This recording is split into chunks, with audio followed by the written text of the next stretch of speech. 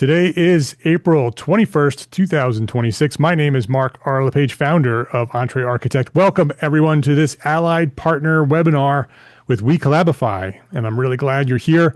As firms grow, delegation becomes essential, but it often creates more problems than it solves. Work comes back incomplete. Quality slips. The decisions still rely on you, the owner. Today's session explores why delegation breaks down and introduces you to a simple framework to help you build a team that can deliver without you. The session is recorded, and all the sessions, this one and all of the other sessions that we've done with WeCollabify, are available in the channel inside the EntreArchitect network, the WeCollabify channel. They have their own channel there. It's a free membership at EntreArchitect, so go to entrearchitect.com. You can learn more, and you can access all of the past videos as well. Remember, video and audio is currently muted. If you have any questions during the session, please post them in the Q&A window. That helps us manage that process. We will have a Q&A period at the end, so I appreciate you for submitting questions along the way, so we have a really good conversation when Jeremy's finished presenting. WeCollabify is one of our allied partners at EntreArchitect. Allied partners are not sponsors. They're different from sponsors. They don't show up just to pitch products or deliver one-off content. They invest in this community over time. And as if you've been around the last couple of years, you know that WeCollabify is doing exactly that. They help us shape programming around real problems that firm owners are facing, and they show up consistently to teach, coach, and engage. This workshop is a direct result of that partnership, and it's free, it's practical, and it's grounded in real-world experience. And that's what allied partners bring to our EntreArchitect community. Today's session is led by Jeremy Zick. Jeremy is the founder and CEO of WeCollabify and has spent years working directly with architecture firm owners to help them build stronger teams, improve operations, and navigate the challenges that come with growth. He has a unique perspective because he's not only teaching theory, he's in the work every day, helping firms solve real problems around staffing, structure, and leadership. And one of the most common challenges that he sees, and the things that we see over and over again, is delegation. So we're going to talk about delegation today. What makes Jeremy's approach valuable is that he brings clarity to something that often feels messy and frustrating. It's something that we often struggle with as architects. He understands why delegation breaks down and how to build systems that allow firm owners to step out of the day-to-day work without losing control of quality or direction. That's what you're afraid of, right? Well, today he's going to walk through the Delegation Ladder, a simple, practical framework that shows how firms evolve from doing everything themselves to leading teams that can deliver the work. Jeremy, I'm glad you're here. I'm going to hand things off to you. Thanks for being here. Thanks, and hello, everybody. And thanks for taking the time to join us all today. We've worked on this, and I think it's going to be a pretty effective presentation. I think you guys are going to love it. And one of the big goals for us is to take away from this meeting, have a few things branded in that you can just start like applying to frameworks you can apply to your day-to-day. So we're really focusing a lot with Mark and EntreArchitect and trying to get a lot of information that's digestible and actionable as you kind of move forward. So that's one of the big points for today. Probably most of you at this point know who I am. I'm not going to give the long form overview of what I do, but I have been in and around architecture. I studied architecture at university, came out at the sort of wrong time around 2008, and ended up being very close to the business of architecture, but didn't go actually into the specifics of doing all the detailed work. So I went to the business side of architecture, learning how to run and scale firms. I've scaled firms from very small to very large, and seen a lot of the pain points along the way on that scaling journey. And I've done it in kind of high-end custom architecture firms. I've done it in development-oriented firms that had a whole architecture and design division. So I really have seen a lot of those different steps along the way. And most recently with WeCollabify, we work on and help a lot specific firm owners to take that next step, whatever it looks like for them. Because of what WeCollabify does and the fact that we tend to focus on people who are aspiring towards growth or growing, we do a lot of work into how can that look, what can be done to make put yourself in a position of a high probability of success while you're doing that. So today, a lot of the content that you're going to see came from different discussions that we've had either with our clients as they're working on growing and taking on talent and like figuring out how to delegate to that talent. And in addition to sort of learning from that, we have this CEO group of people who are running their firms. They're growth aspired, and we call it Level Up Labs. And in there, it might be a solopreneur, it might be someone who wants to grow a business, or it might be somebody who has multiple team members under them or multiple managers with multiple team members under them. So it's a little bit of a mix of people who are actively running their own architecture and engineering firms.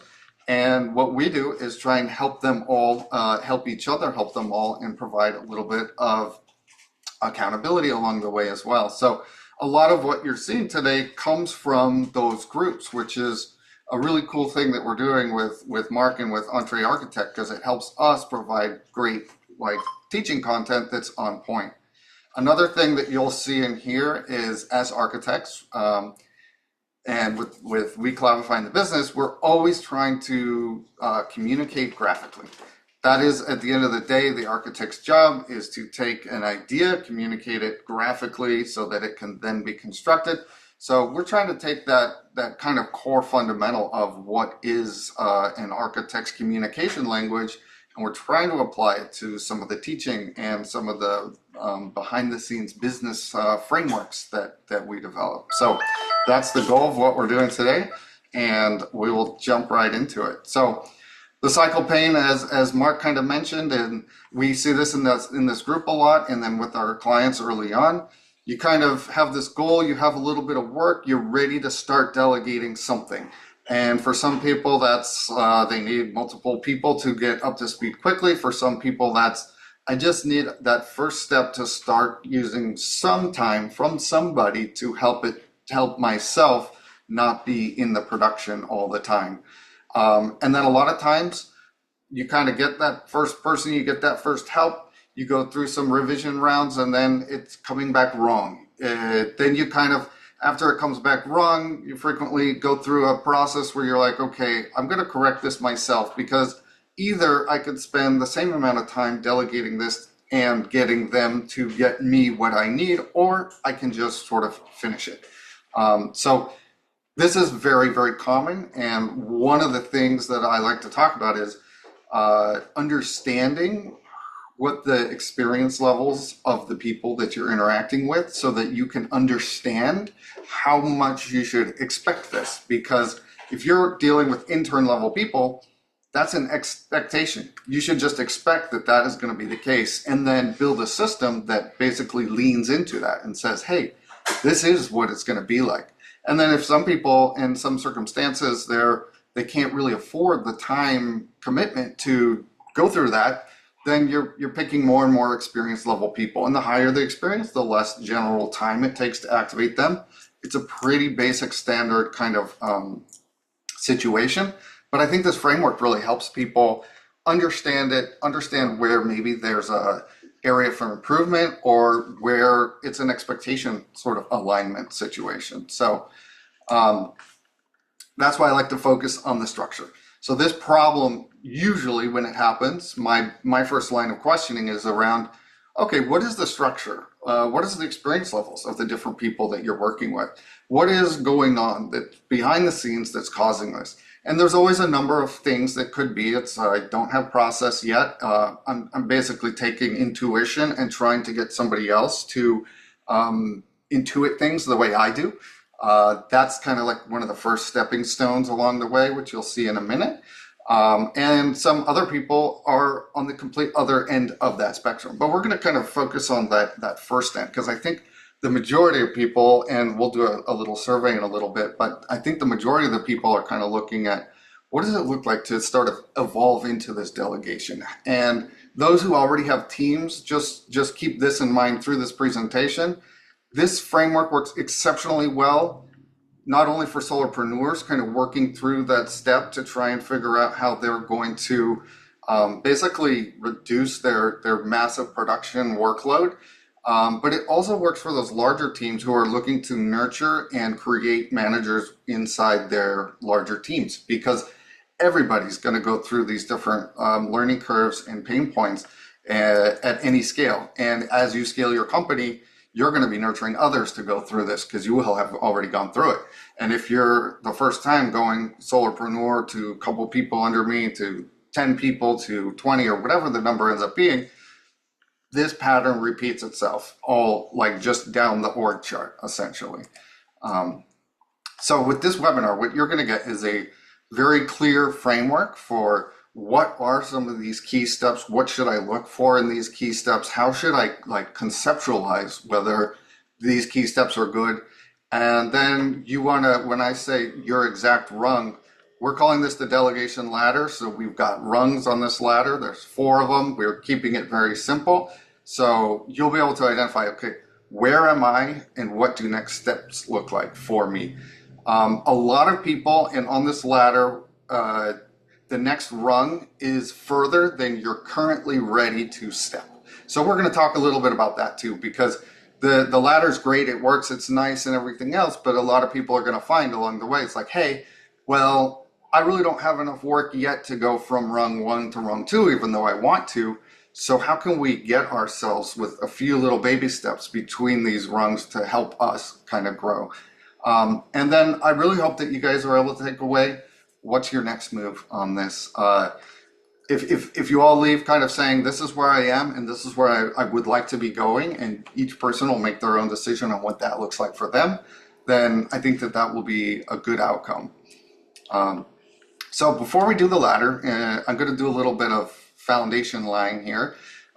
It's important to understand different experience levels as it pertains to your time commitment to activate different experience levels and what your interaction might be with those different people. And so we always grade our talent out by emerging professional, professional level 1, level 2, and level 3.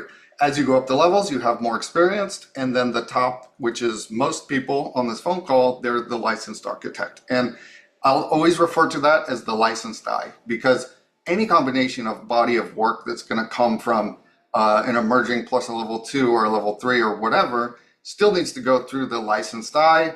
That licensed architect needs to be involved in the process to ensure that the outcome of the product is worthy of the stamp that they're going to put on and the subsequent liability that they're going to take with putting on that stamp. So I like to call that tier the licensed eye.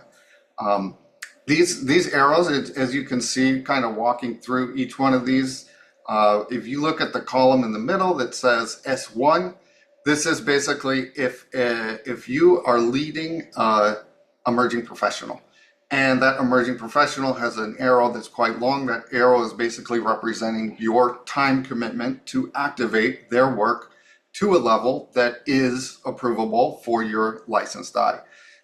As you kind of move up, you can see that the level 1 person on that horizontal, as you're meeting them from a coaching perspective, you're going to be improving kind of the way that they're interacting with the project. You don't have to go as deep into explaining back and forth, redlining, all these things, but you still have quite a bit of time commitment there.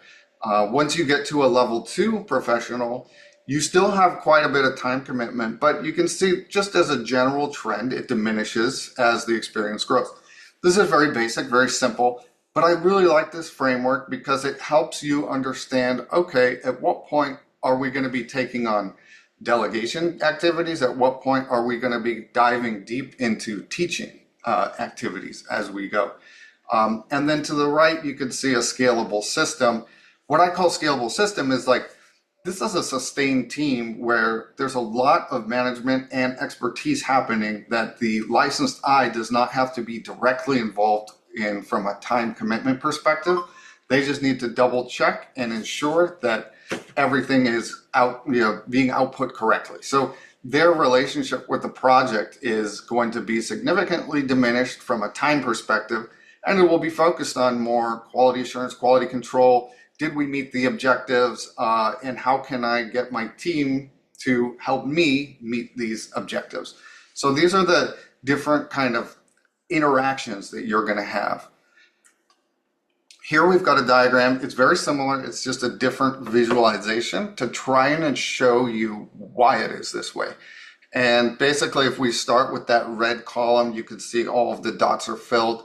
If you're looking at a general task or a body of work, and you're working with somebody who's pretty new to architecture, maybe they came out of university recently, the level of direction that that person's going to need and oversight is time consuming for people in the organization. And that might be you if you're a solopreneur and you're taking your first step, or it might be one of your team members who's taken upon them to work with a more junior talent.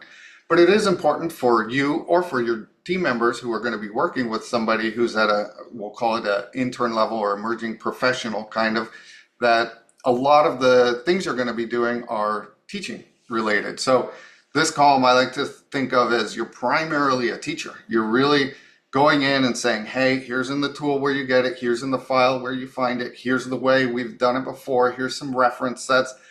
We're going to go back and forth. They're going to produce work. That work is going to need to get redone over and over, like multiple cycles, let's say, until it gets to a good kind of level of completion.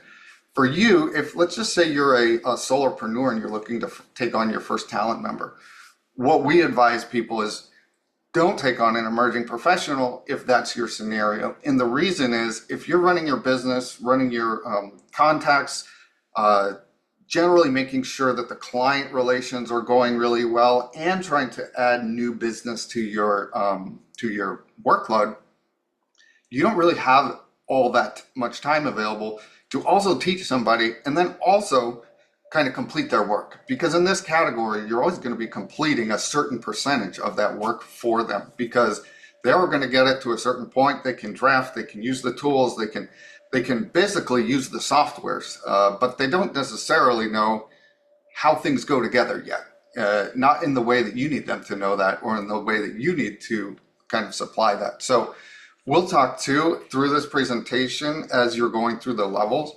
We'll actually be showing different combinations of individuals, and those combinations start to shift. And the reason that they're shifting is because strategically, we're looking at, okay, if you're at this point in your business, you don't have enough time to do this, so we recommend you, for example, direct a level 2 person. And you can see at the level 2, which is that yellow column where you're generally going to be playing more of a supportive role.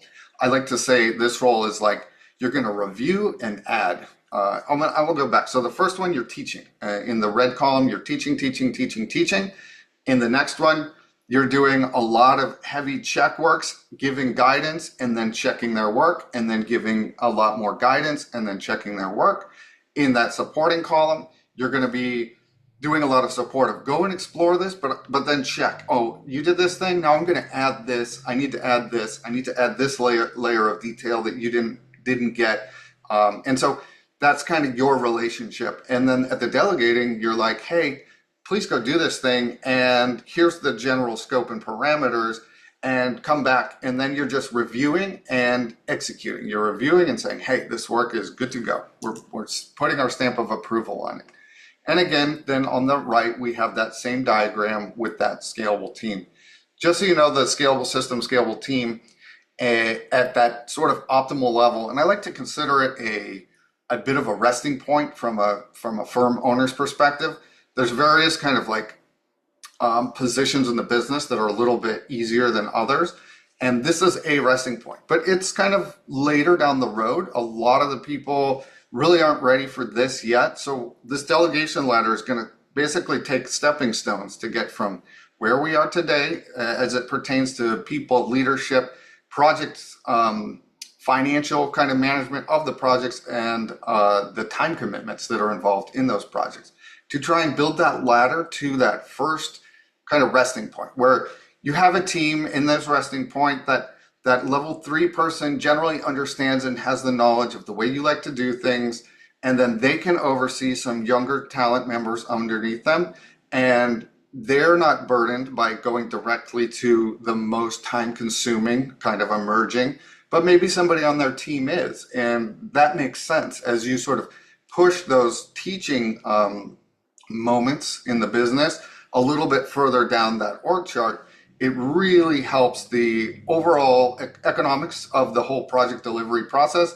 And it also helps you gain the benefit of having taught somebody the way you like to do things without you having to spend the time to do all of that, because there's just not enough time in the day if you're advancing these projects.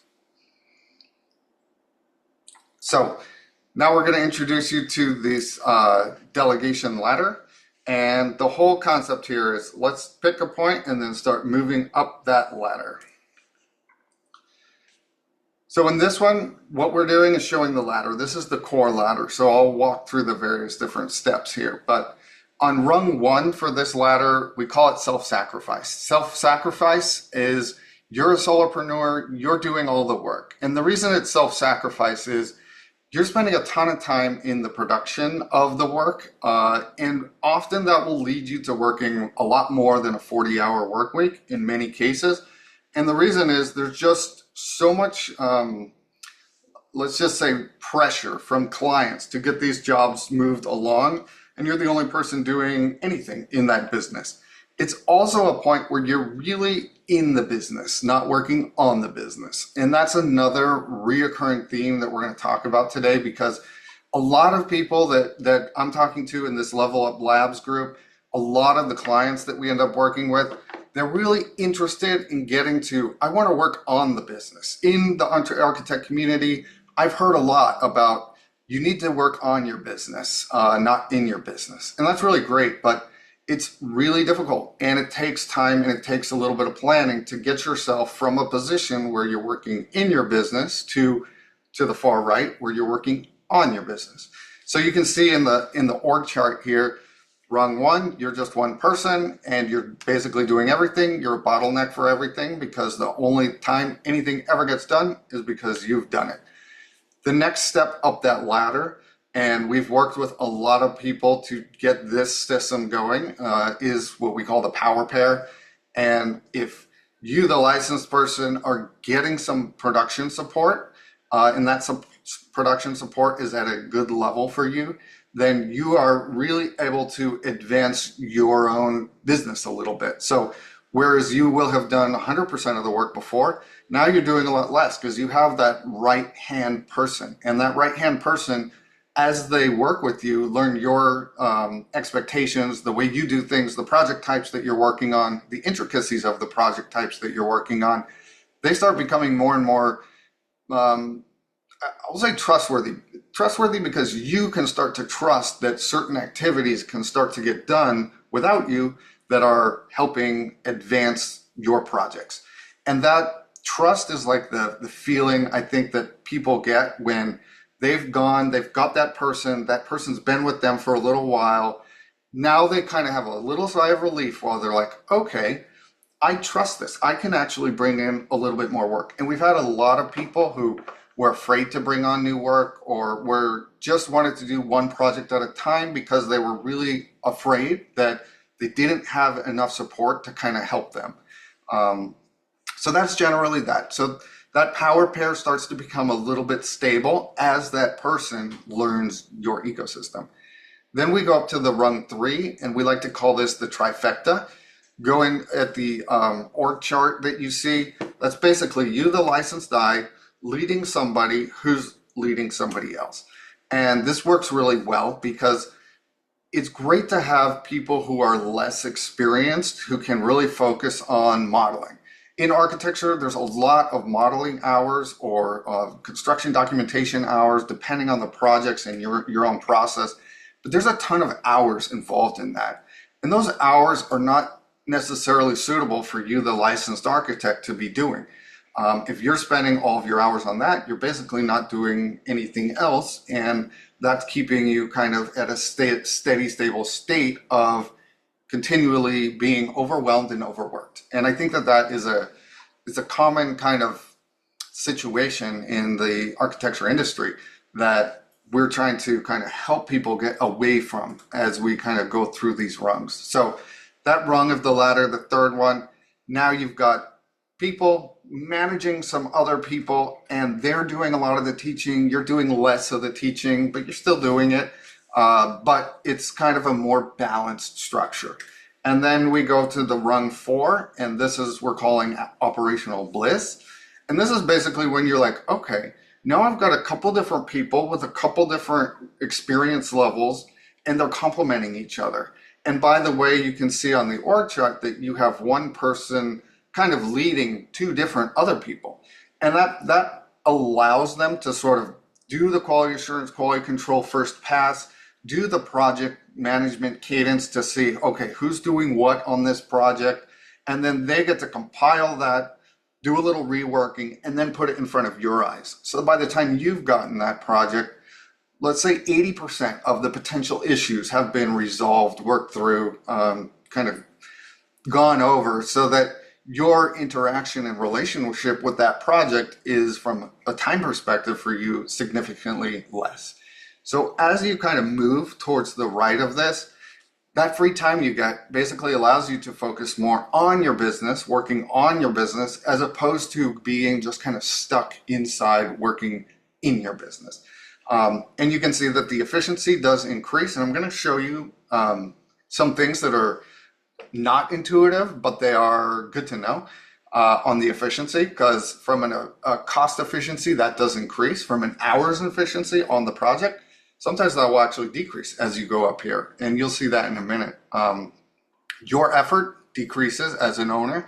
And then again, if you're working with a larger organization, your manager's effort is going to decrease if they're able to start to get this structure underneath them.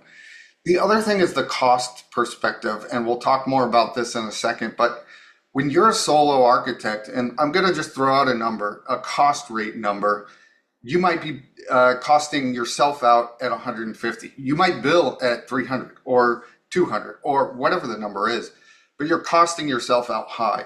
And if you're costing yourself out at that, and then you're doing very, let's say, not low-level tasks, but like junior-level tasks that don't need to be done by a licensed architect, it makes it very expensive for you to produce bodies of work. And why is that important to you? It makes it harder to compete with larger firms. And that's an ongoing issue in the architecture industry, which is larger firms have very large teams, and they can generally have a bid on a project that's relatively low compared to what a solo kind of architect would be able to do. So that's like kind of the way it is. This is the foundation and the fundamentals of this ladder. So my hope is that today you guys are looking at which rung of this ladder am I on? Which rung do I want to get to? And then as we kind of go into it, you'll start kind of piecing together, okay, what are maybe a few things that will help me get to just that next rung? Because we don't want to try to jump all the way to rung 4. I mean, that would be a total chaos if you did that in a day, for example. Some people do it, they land a big project and then they're scrambling, and it's always messy or chaotic, let's just say. So the goal is to kind of systematically and methodically work yourself up these rungs, and then naturally you're going to be in a position where you can be working on your business a lot of the time, as opposed to the first rung where you can't do this math any differently. You're always going to be working in your business if you're doing that. So we're going to take these little snapshots. This is the different org chart structures. I've just focused on this. So again, the left column, self-sacrifice. The second one's the power pair. Third one's the trifecta. And the fourth one's the operational bliss. So I'm going to first start about your relationship with the projects. In the first one, it's pretty self-evident. You just do everything. So your heavy production. Architecture projects generally, they're going to have like 80% of the time of that person is going to be in the production of architecture, whether it's design or design documentation, all of the phases, CA, you're doing it all. In the second one, your relationship is going to be, I'm bringing somebody along, I'm delegating now to them, I'm starting to be able to give them some tasks, but I'm also reviewing their work, redlining their work, teaching them the way I like to do things, and advancing the projects through partial production work and partial sort of delegation work. So a lot of the people in this column that I'm working with actively, they're still very involved in the production.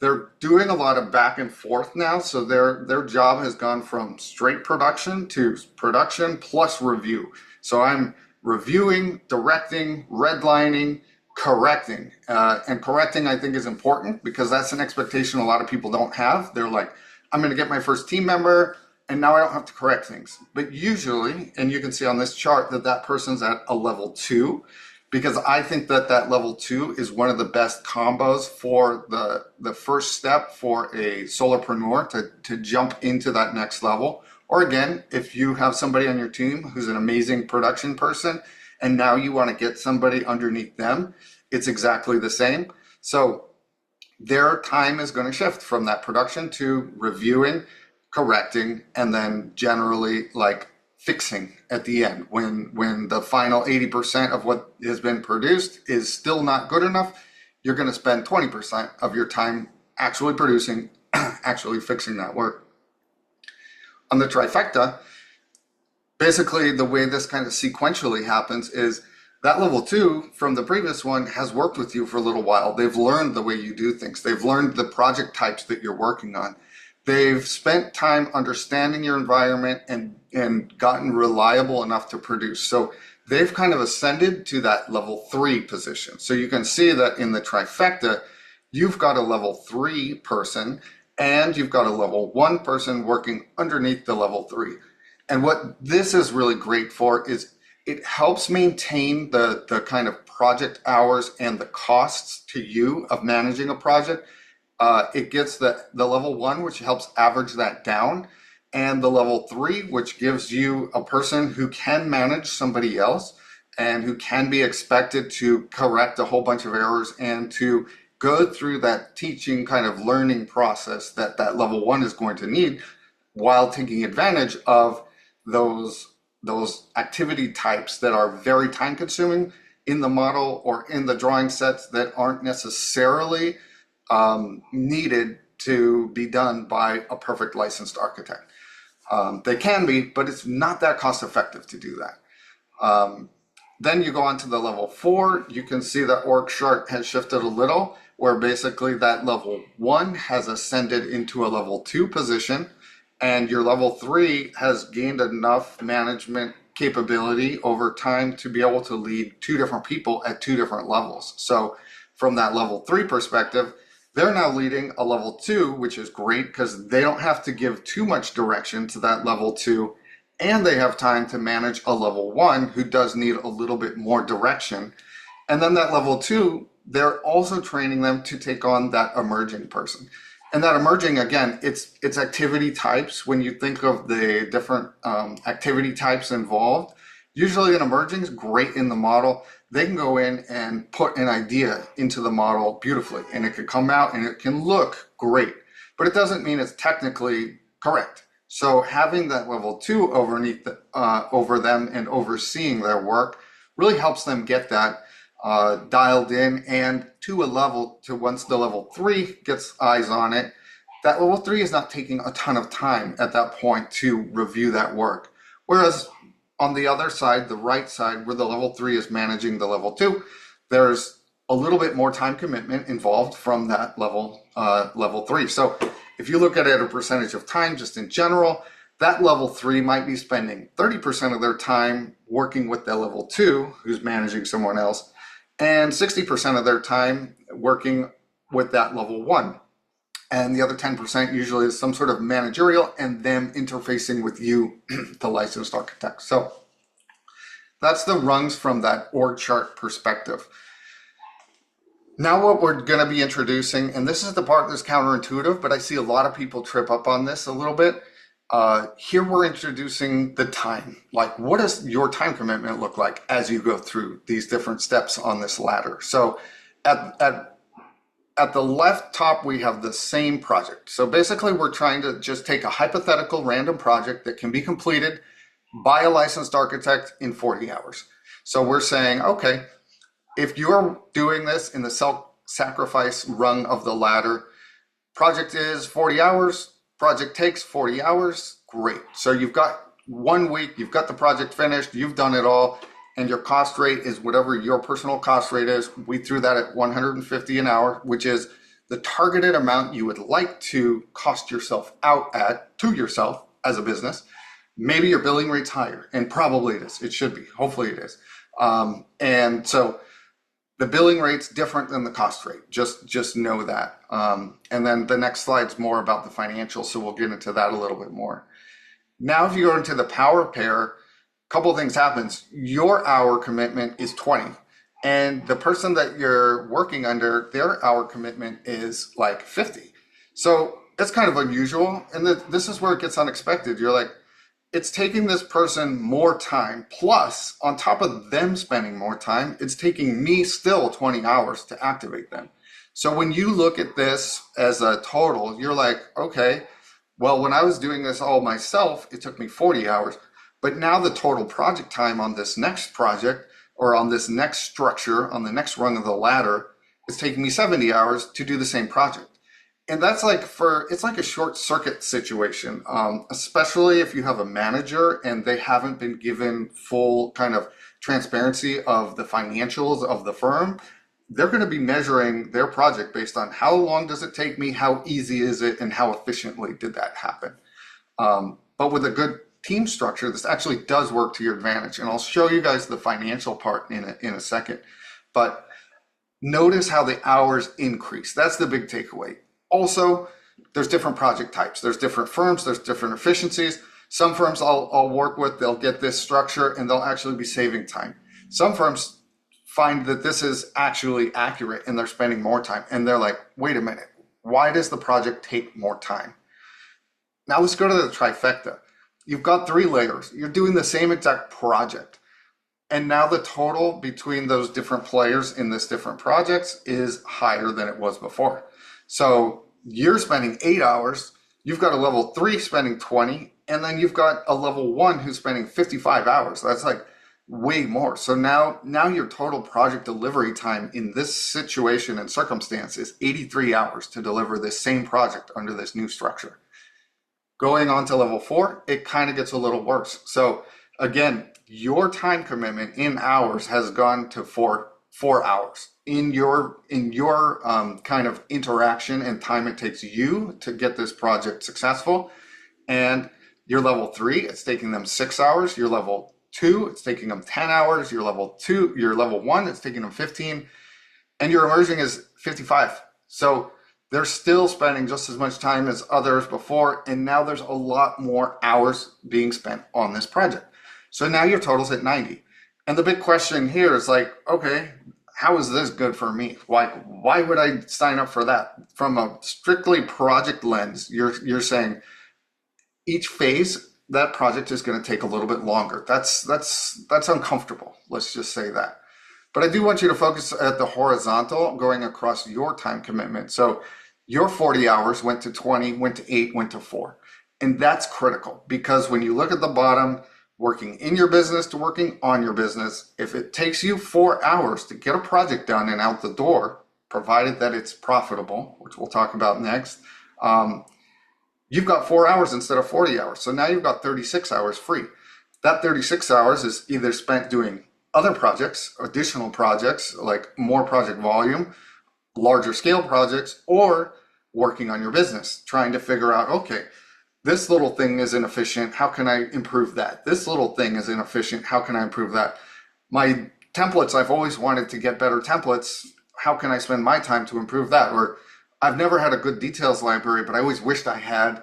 How can I help my team help me get better at that? And so that's one of the biggest sort of takeaways, that despite this looking really bad right now, and I'm going to show you the next slide, it's really good for your time and your ability to grow that business and sustain that as a business. So now we've layered in the financial component on top of the hours component. So again, I'm going to go through this same project, different team structures for you. So at the first one, you're costing yourself out at $150 an hour. You're working 40 hours, $6,000. That's your budget to complete this project. Maybe you're charging 12. It's irrelevant what you're charging. You generally, we're looking here at what it costs you to deliver this project. Because as you go up in these, your actual profitability will increase because usually your billing rate, well, not usually, always, your billing rate is going to be higher than your cost rate.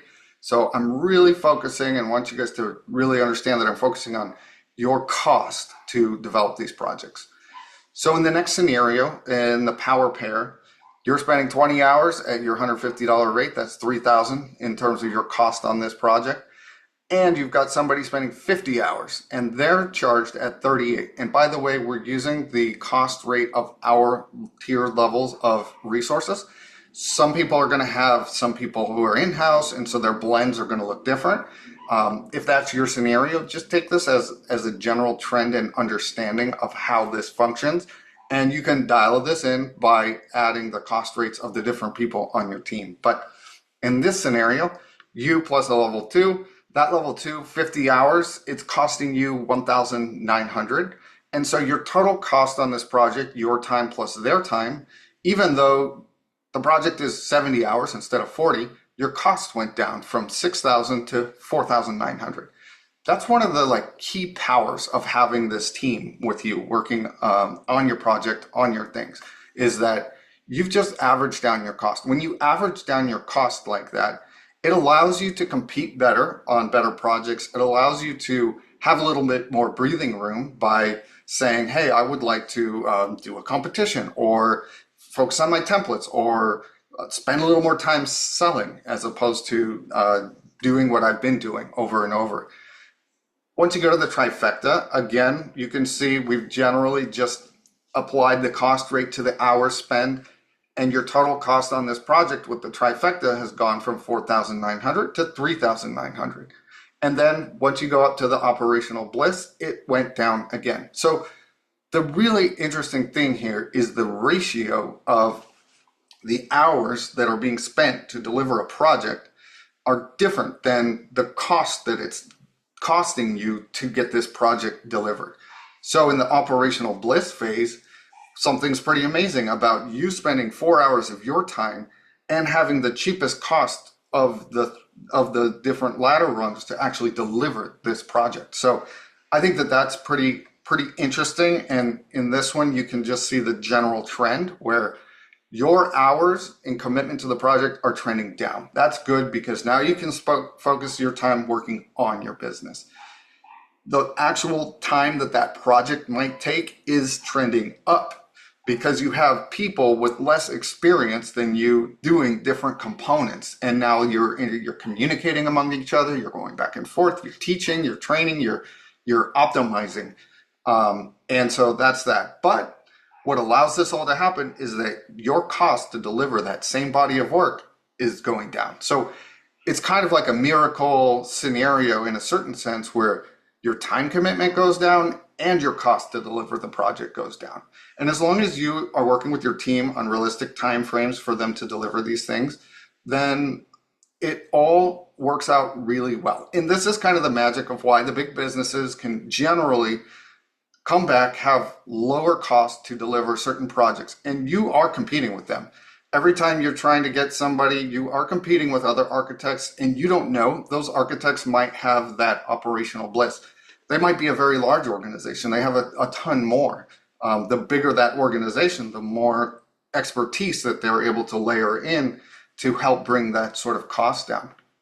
And then the actual project time, people would set that on a different kind of project by project basis. So this is just a general table. I'm not going to go through everything, but your team size, as it kind of starts to go up, your owner production hours kind of start to go down.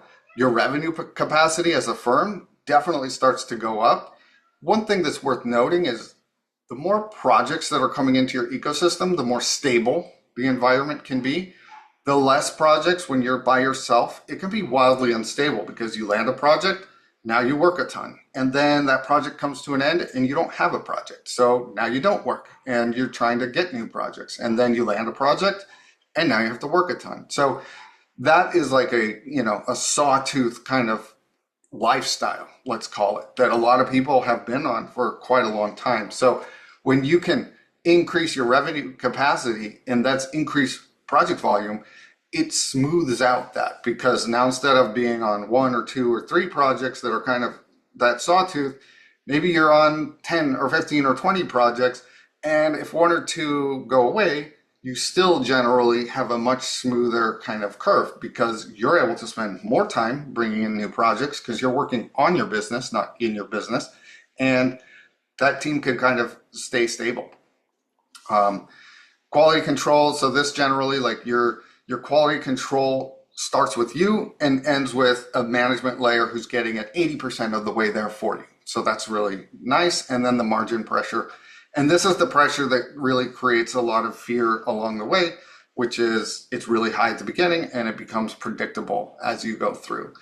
So that's it. Rung 1, everything runs through me, which is kind of, you're the bottleneck. Rung 2, you have some stability. You have your right-hand person who's in there working with you, but it takes some time to get them up to speed. Rung 3, you have a structured yet optimized system. And then Rung 4, the firm runs without you being that much in production. So the question is, think about where you are right now. And I'd love to hear from people generally, like, which rung are you guys on right now in your firm? If you could just throw into the chat 1, 2, 3, or 4, that will help us understand kind of who's on what rung, and then kind of work on how do we go from there. So I'll give you guys a second to sort of throw that in the chat. And then Mark, if you could just kind of call out a few of those so that we have a general sense of where we're trending in terms of where people are. Lots of 1s and 2s. We have Cheryl's a 2, Melissa's a 2, Brooks 1, Brendan's 2, Will is a 1, Christopher is a 4, an R2 from Olfemi. Okay. A 4, 1, 3, moving to 4. Okay, great. 1, 1. So lots of 1s and 2s, a few 3s, and a couple of 4s. Mostly 1s and 2s. Perfect. Okay, good. So Lots that's of lots of 1s. perfect. And I think that I deal with a lot of ones who would like to move to the next one, and that's perfect for this kind of next part. So the hardest part is not like choosing to delegate. It's actually doing it, making it happen. And again, going back to the level of labs and some things that some of the people kind of talk to me about, because I actually asked them, they give me advice on what to address in here. You may want to go to rung 2, but you don't have the workload yet. So a lot of what we end up doing is help trying to build a bridge to that level 2. And a lot of what we're going to focus on here is, this is a big need within the EntreArchitect community, where they're like, hey, I would love to go to rung 2 from rung 1. That would be amazing. I would love to not have to do that work, but I'm not ready to just take on a full-time person and go to rung 2. And people who have seen my previous presentations, they will know that a full-time person who's fully committed to you and your firm is going to learn and become very reliable for you and your firm. And that's like a critical place to be, somewhere to aspire to. But it's not so common that somebody just lands a project and says, now I'm ready for that full-time person. Some people have been doing an amazing amount of work by themselves for a long time, and now they're just getting that help. But what we want to do is start working with the people on this call who are interested in trying to build a bridge to that next rung. So the in between the rungs are the hard parts, where you're saying, okay, I would love to do this. I have some need, but I don't have a full need yet. So how can I kind of ease my way into this? And as a response to that specific question, we're starting to develop a scenario where, with our resources, you can actually work with somebody on a more part-time. And there's a big difference between what we do and what some others do. We really want that person to be with you and grow into a full-time as you start to be able to gain trust in their ability to produce, and you start to be able to focus your time to the outside world to drum up some new business.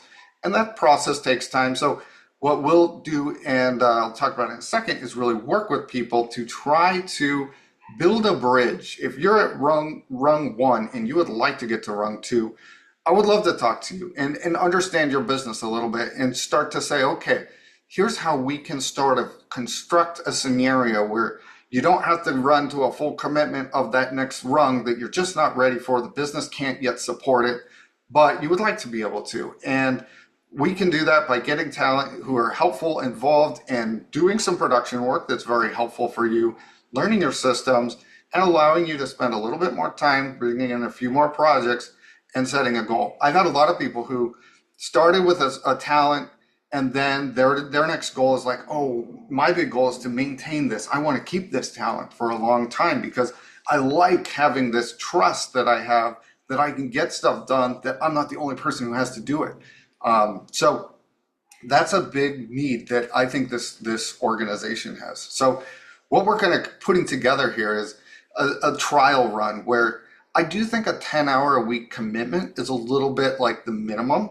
If you do a 5-hour-a-week general kind of commitment to a talent who's helping you get to that next rung, their learning is going to go very slow. What a full-time talent would learn in a month about your ecosystem, your projects, they're going to learn in like a year. It's going to just take a long time. So the goal is that we're going to be opening up, and this is for the first time, and we generally don't do this frequently because it's a little bit tricky to get a 10-hour committed person who's excited and interested to grow with you and grow into your firm into that next rung. But we have a lot of really dedicated people who are really interested. And if we have various different people who are kind of setting that as a goal, we can help nurture that and help nurture them with some consulting too on the business end and how we can be doing things to help continue that. So we're trying to provide a support network for people between level rung 1 and rung 2, or between rung 2 and rung 3. It's very clean and clear. If somebody's like ready to just take on another full-time person, that's very easy. We do that all the time. But we also want to open up what we can provide to people who are in between those rungs. So in the call, if you guys choose to, and Andrew's going to put a link in here where you can book a consultation call. I'll personally be doing the consultation calls. I just like to learn about the business, ask a little bit about who's doing what in here, and see if we can't like come up with some solution that might help build that bridge from rung 1 to rung 2, rung 2 to rung 3. And then, of course, it's obvious if people are really interested and they're like, hey, I would love some additional support on a full-time basis. We do that all day long. So this is really available only for EntreArchitect members because of the need and because we've been doing so much work in here. So definitely book a call if you're interested in us trying to help you kind of get to that next rung. And then we'll just kind of reserve the last 5 minutes here for any sort of questions or discussions around this. Because the secret sauce, I think, for a lot on this call is going to be trying to conceptualize and understand what does it look like for me to get from 1 to 2. I would like to get to 2, but I don't see the workload yet for that. All right. Sounds good. Andrew posted both links in the chat. So if you go to chat, you can sign up for a meeting with Jeremy, or you could sign up for the offer. Both links are there. Click the link on the offer. Check it out. See what WeCollabify is offering. That is exclusive to our community. So we've been working back and forth. Their team has been working with me to develop a program that would work for our community. So check that out at WeCollabify.com/EA-offer. A few questions here, Jeremy. Let's take down the slide because I think that Yeah. so they can see us. And your camera is not on, so we can't see you. All right. There we go. All right. Brooke asks, what's the typical timeline for a single practitioner firm to get from rung 1 through rung 4? Do you have sort of a typical timeline? Yeah, that is a unique question, but I would say if you're onboarding a ton of work, a year is like a fast pace, really. It really is a fast pace. And that's if, oh, I got an avalanche of work and that's awesome. I don't want to let it slip through my fingers. 2 years is probably more realistic from that perspective. So, some people might take 5. And it really depends on that work and the person's time availability to bring in and find new work. Because frequently people are coming, like going at the speed that work is coming in because they're doing all the production. So they don't have time to be outside of the organization bringing in work. But I would say a good goal is 2 years, and that's probably a realistic goal. 1 year, if you're just selling and getting a ton of great projects, is doable, but it's accelerated. Yeah. All right. Great. Um, Next question is I'm in the rung two, but getting the right hands to support me has been a challenge. My working hours get longer than expected. Any advice for them? Yeah, That's it. absolutely. When we went through the different levels of the different experience levels, knowing what you need is super critical. And sometimes just a conversation about, okay, what do you want them to do? What would you love them to do? Helps bring in that right experienced person. Because if you have too much work, it's just telling me that you likely have less experienced people on the team and it's just not picking up. And if you had, for example, as an extreme example, two interns and yourself and you're trying to go to rung three, it's just never going to happen because you're spending way too much time teaching and there's not enough time in the world now to actually advance yourself as well. So for me, that comes down to picking the right skill and experience level on the team stack to stabilize that a little bit so that you can have the time to then go to the next rung. All right. Another question. How do you manage remote talent that are also committed to other architects? I found that I get put on the back burner because I'm not managing people well or being firm about my expectations. Yeah, there's some outsourcing firms that kind of will do a pool or just say, hey, you can do this, and they have 4 projects. So this is a complicated question because it's based on personal scenarios of the people who are working with you. But what we like to do is set a goal and an aspiration from both the firm owner perspective and the talent. And it's, hey, we want to build a bridge to a full-time scenario here. Like this client is very serious. They like what you're doing, and we want to build that bridge. And so we try and build that bridge through intention, basically saying we're not there yet. We want to be there. We plan to be there, and we're going to do work on our end, and that talent's going to build commitment on their end to both kind of work that together. Because without that, you're right. You've got one person handling 10 different clients, and they're not loyal to any one of them, and therefore things just take forever. It's a tricky thing. So we build that really strongly into the intention part of it. All right. Final question. We're right up against our hour here. Shannon asks, what would you say is the quote unquote special sauce to increase likelihood of success bringing new people in and having them perform, i.e., software, systems, training, mission versus mission slash vision, etc.? The secret sauce for me is like start with whatever you can start with, because if you try and plan what's about to happen, you can't plan and foresee everything. If you can get yourself into a scenario where those problems are coming at you, now you're iterating and you're evolving. And so I would say take little steps, whatever makes sense for the business now, because the problems you're solving, if they're at rung one, are production problems. If you've taken on a little bit of help from somebody, now you're solving communication problems, redlining problems, like quality assurance problems. You're solving fundamentally different problems, and these are creating what's ultimately going to become systems for you.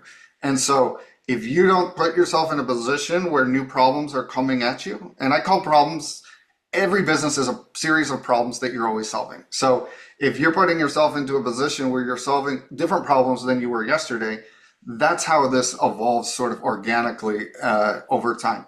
The other big thing I would say is dedicate some time to sales and to incoming projects, because without incoming projects, you will cycle right back down to rung one, and you may have had the best team in the world, but if you're not bringing in projects, that team just can't be supported. So it kind of brings you back. So focus on taking the steps necessary, and if they're baby steps, that, and two, dedicating some time on some sales. And a lot of that has to do with getting a little bit of support so that you have that time available.